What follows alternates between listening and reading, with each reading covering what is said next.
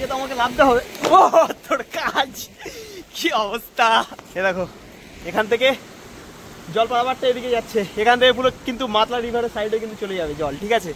এখান থেকে পারাবার হচ্ছে, এপারে যাচ্ছে। ক্যানিং এর সেই 1960 থেকে 70 দশকের ডাবু পিকনিক স্পটের বর্তমান পরিস্থিতি আপনাদের দেখাবো। দেখো কতগুলো ভেড়া একসাথে ছেড়ে দিয়েছে, সেই কাশ্মীরের ফিল লাগছে হালকা হালকা।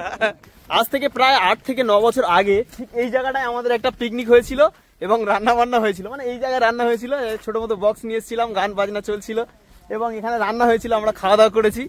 আর অনেকটা মানুষ, মানে চারিদিকে মানুষজন, প্রচুর পরিমাণে মানুষ, যেরকম পিকনিক হয় আর কি তেমন ভাবেই কিন্তু মানুষজনের এখানে সমাগম ছিল সেই সময়টা। ডাবুর বাইরে যে নদী আছে মানে ক্যানিং মাতলা রিভার, ওই মাতলা রিভারে কিন্তু আমি অনেক সময় বোট বা শালতিতে করে এসেছিলাম এবং ওখানে বাইরে চড়েছি, কিন্তু এই ভিতরে এখনো পর্যন্ত আমি কখনোই আসতে পারিনি।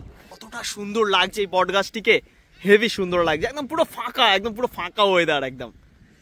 আর সময়টাও ঠিক তেমনই, যে সময়টা আমরা এই জায়গায় এসে পৌঁছেছি সেই সময়টাও খুব দুর্দান্ত সময়। আমরা এই শীতকালের সময় 2টো থেকে 2:30টার মধ্যে যদি এই জায়গায় আসতে পারি তাহলে সমস্ত ভিডিও ফটো সবটা ভালো বা ডিক্লিয়ার ভাবে আসে। যদি আপনারা ফটোশুটে আসেন তাহলে এতটা ডিক্লিয়ার ভাবে কিন্তু আপনারা ফটোশুট করতে পারবেন এই জায়গায় বা ভিডিও শুট করতে পারবেন এই জায়গায়। কতটা সুন্দর লাগছে দেখেছেন গাইস।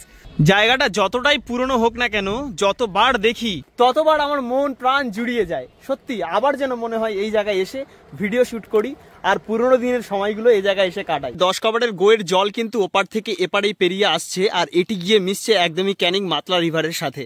সামনের এই সমস্ত জায়গায় পিকনিক হতো, মানুষজন এই জায়গায় ভিড় জমাতো এবং এই জায়গায় এসে পিকনিক করতো।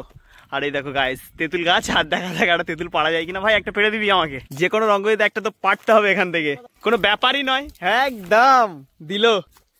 এই দেখো ডাবুর গাছ থেকে টাটকা তেঁতুল পেড়ে খাওয়ার মজাটাই সম্পূর্ণ আলাদা। তুই অর্ধেক না আর পারতে হবে না। আর আপনাদেরকে এটা বলা হয়নি যে আমি এই জায়গায় অনেক কমেডি ভিডিও শুট করেছিলাম, বিশেষ করে এই জায়গায় একটা ভিডিও শুট হয়েছিল।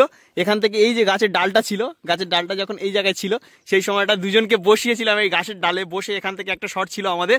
বেশ অনেকটা পুরনো ভিডিও, আমি যদি সম্ভব হয় খুঁজে পাই তাহলে আপনাদেরকে মেনশন করছি।